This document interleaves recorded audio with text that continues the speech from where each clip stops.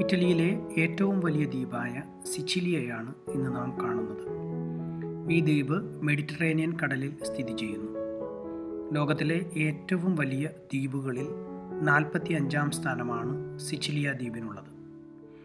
ഈ ദ്വീപിൽ 3 മെട്രോപൊളിറ്റൻ സിറ്റികൾ സ്ഥിതി ചെയ്യുന്നു: പലേർമോ, കത്താനിയ, മെസ്സീന എന്നിവയാണ് ആ സിറ്റികൾ. പലേർമോയാണ് സിച്ചിലിയയുടെ തലസ്ഥാനം. 25,832.39 കിലോമീറ്റർ ചതുരശ്ര വിസ്തീർണമാണ് ഈ ദ്വീപിനുള്ളത്. സിച്ചിലിയയിൽ നിന്നും ഇറ്റലിയുടെ കരഭാഗമായ കലാബ്രിയയിലേക്ക് വെറും 13 കിലോമീറ്റർ മാത്രമാണ് ദൂരം. കലാബ്രിയയോട് ഏറ്റവും അടുത്ത് സ്ഥിതി ചെയ്യുന്ന ഒരു പട്ടണമാണ് മെസ്സീന. ഇവിടെ നിന്നും 35 മിനിറ്റ് കൊണ്ട് കപ്പൽ മാർഗം കലാബ്രിയയിൽ എത്തിച്ചേരാം. 2.5 യൂറോയാണ് ഒരു വശത്തേക്കുള്ള കപ്പൽ നിരക്ക്. മെസ്സീന അതിമനോഹരമായ ഒരു പട്ടണമാണ്. മത്സ്യബന്ധനം, കൃഷി, ടൂറിസം ഇവയാണ് ഇവിടുത്തെ പ്രധാന വരുമാന മാർഗം. ഈ നാട്ടിലെ ജനങ്ങൾ അതിഥികളെ സ്വീകരിക്കുന്നതിൽ വളരെ തൽപരരാണ്. 18-ാം നൂറ്റാണ്ടിൽ മെസ്സീന തെരുവുകളിൽ അലഞ്ഞു നടന്നിരുന്ന നിലാരംബരായ മനുഷ്യർക്ക് ആശ്രയം നൽകിപ്പോന്ന ഒരു മനുഷ്യസ്നേഹിയെക്കുറിച്ച് പറയാതെ മെസ്സീനയുടെ ചരിത്രം പൂർണ്ണമാവുകയില്ല. അദ്ദേഹത്തിൻ്റെ പേരാണ് അനിബാലെ മരിയ ദി ഫ്രാഞ്ച.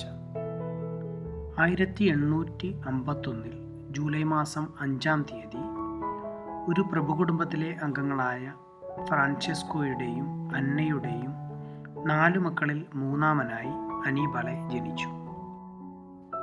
വെറും 2 വയസ്സു മാത്രം പ്രായമുള്ളപ്പോൾ അദ്ദേഹത്തിന് തൻ്റെ പിതാവിനെ നഷ്ടമായി. ചെറുപ്രായത്തിലുണ്ടായ പിതാവിൻ്റെ വേർപാട് പിന്നീട് അദ്ദേഹത്തെ തൻ്റെ ജീവിതം മുഴുവൻ മാതാപിതാക്കൾ നഷ്ടപ്പെട്ടവർക്ക് വേണ്ടിയും രോഗികൾക്കും ദരിദ്രർക്കുമായി മാറ്റിവെക്കുവാൻ പ്രേരണയായത്. 1869 ഡിസംബർ 8-ന് വൈദിക പഠനം തുടങ്ങിയ അനിബാലെ 1878 മാർച്ച് 16-ാം തീയതി തൻ്റെ 27-ാം വയസ്സിൽ വൈദിക പട്ടം സ്വീകരിച്ചു.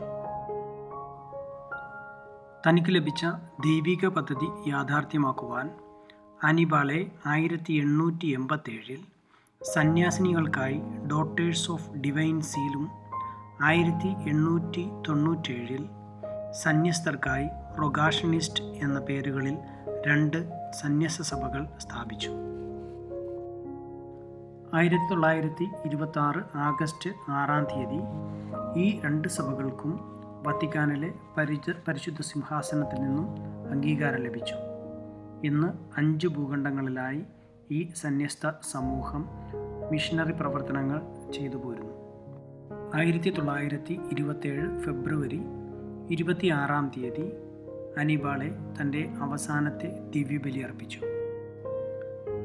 1927 മാർച്ച് 15-ാം തീയതി രോഗീലേപനം സ്വീകരിച്ചു. അതേ വർഷം തന്നെ ജൂൺ 1-ാം തീയതി തൻ്റെ 76-ാം വയസ്സിൽ കർത്താവിൽ അദ്ദേഹം നിദ്ര പ്രാപിച്ചു. 1990 ഒക്ടോബർ 7-ാം തീയതി അദ്ദേഹത്തെ വാഴ്ത്തപ്പെട്ടവനായി പ്രഖ്യാപിക്കുകയും 2004 മെയ് 16-ന് ജോൺ പോൾ 2-ാമൻ പാപ്പ അദ്ദേഹത്തെ വിശുദ്ധനായി പ്രഖ്യാപിക്കുകയും ചെയ്തു.